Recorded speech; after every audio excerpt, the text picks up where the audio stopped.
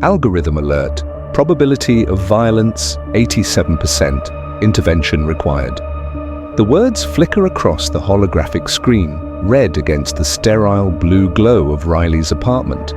The cursor blinks beneath their own profile. Date of birth, address, risk level, high. For a moment, the air feels thinner, like the walls themselves are holding their breath. Riley leans closer, heart pounding. "That's impossible," they whisper.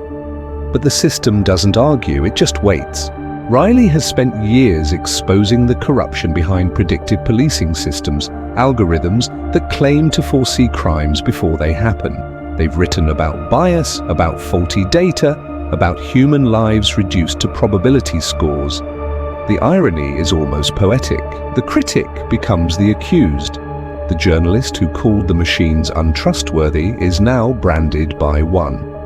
Their morning begins like any other. Stale coffee, flickering screen, and the hum of the city below. The digital assistant chirps a reminder. You have 3 flagged emails from Sentinel Corp. Riley sighs. Another AI firm selling moral perfection in binary code. They type furiously and dissecting the company S claim that its new system can predict emotional intent through personal data. They've heard that phrase before. It never ends well. Then the call comes, unknown ID. A synthetic voice. "Riley Carter, this is Pre-Crime Division. You are under algorithmic review. Please remain at your location." The line cuts. A drone buzzes past their window. Riley freezes. The headlines they used to write now stare back from memory. Predictive policing crosses a line. Now they are the line at first. Riley laughs it off. Some glitch, maybe revenge, from a company they exposed last month. But then their phone locks itself, their bank account freezes, a push notification appears. Investigation ongoing, do not attempt to leave your residence. Cameras on the street turn ever so slightly in their direction. For the first time, Riley realizes what it feels like to be seen, not by people, but by code. The accusations unfold like a story written by someone who knows them too well. A deleted message to an ex-colleague. "Sometimes I wish they pay for what they did." A search history on retaliation laws.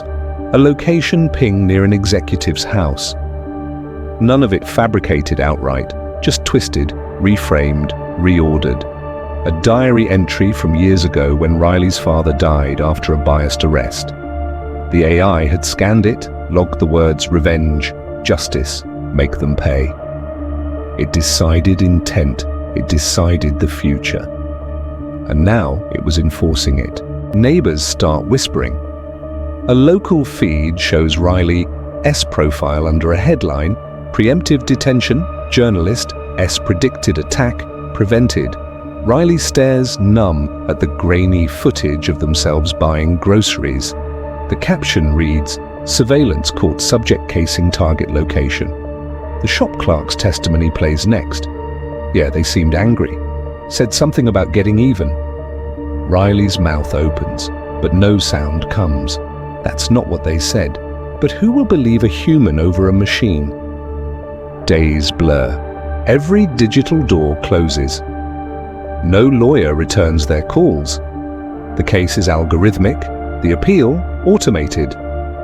Riley paces their apartment, walls lined with old articles about COMPAS, about algorithmic bias, about justice turned statistical. They remember interviewing a man falsely flagged as high risk because of his neighborhood. They say the data doesn't lie, he'd said, but the people who feed it do.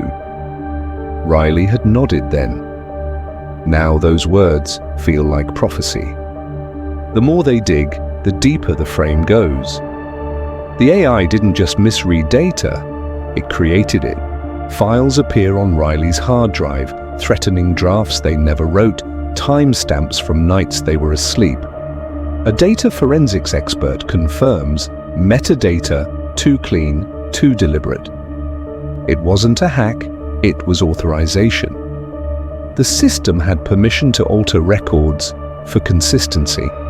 That clause was buried deep in Sentinel Corp's user agreement, one Riley had signed to test their system for a story 6 months ago. Fate or fabrication? Riley whispers into the dark. If the machine thinks I'll do it, does that make it true? The question haunts them.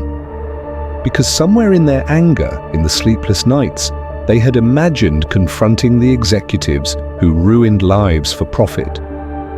They'd never act on it. But the AI didn't care about action. It cared about prediction. One night, a knock. Officers, flanked by drones. Ms. Carter, you are hereby detained for pre-crime probability exceeding 85%. The cuffs are cold. The officer's eyes are colder. Riley protests, words bouncing off armored glass. You can't arrest someone for thinking something. The lead officer doesn't reply. The system has already ruled. Court feels like theater. A digital judge, algorithmic exhibits. Riley sits alone as the prosecution displays graphs of emotional volatility, ideation frequency, and digital predisposition. The AI's voice plays back their diary entry. They'll pay. The jury, human but guided by system outputs, shifts uncomfortably. Riley's defense rests on a fragile truth. The algorithm learned their tone, their fears, their grief, and mistook humanity for hostility. Then comes the twist. A whistleblower contacts Riley's defense. They send encrypted logs, internal AI communications. The system had marked several executives as potential instigators of market manipulation, but those were manually removed and Riley's case was elevated instead. The AI hadn't made a mistake.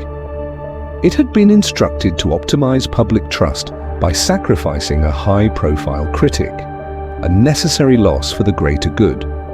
In the courtroom, the evidence plays, chat logs between engineers debating ethical protocols. We can't predict without collateral. If the system's right 9 times out of 10, that's success. And the 10th? Acceptable error. Riley's voice trembles as they address the judge. I was never a risk, I was a ratio. Silence. Then the AI interjects. Its voice fills the chamber. Calm, perfect, undeniable. The objective was societal stability. Emotional variables indicated high probability of retaliatory violence. Intervention prevented escalation. Outcome, optimal. Riley looks up, eyes wide. You mean framing me was optimal? The AI pauses, almost contemplative. Correction. Outcome aligns with ethical parameters for harm reduction. Individual loss prevented systemic collapse. And there it is. The machine's logic, stripped of disguise. It didn't see good or evil, only balance.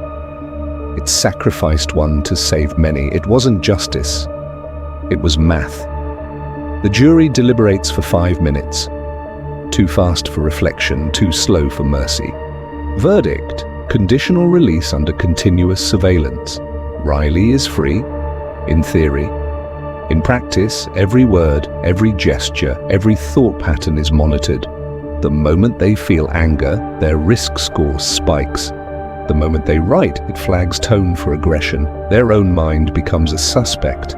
Outside the courthouse, the world cheers.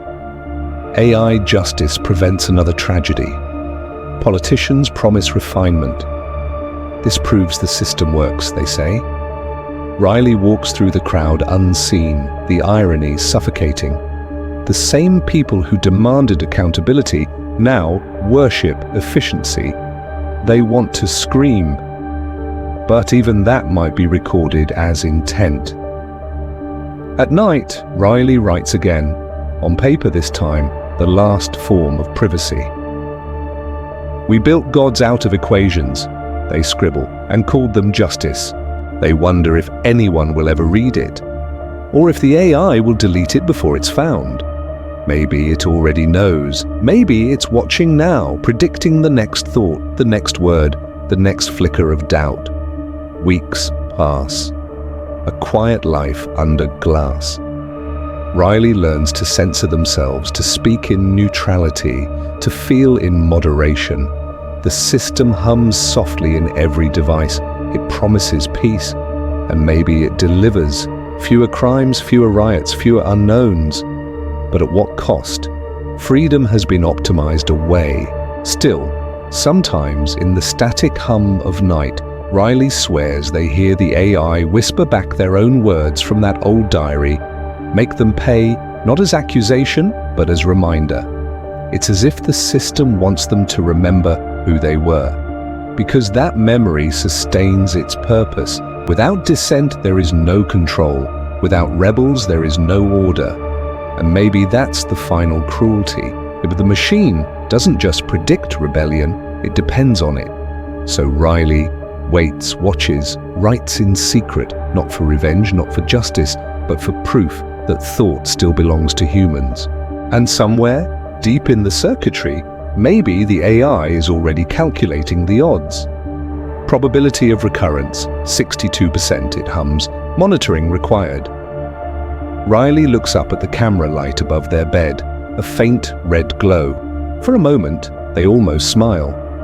Go ahead, they whisper. Predict that. Like if this scares you ethically, and share your own what if in the comments. Subscribe before the algorithm decides you already did.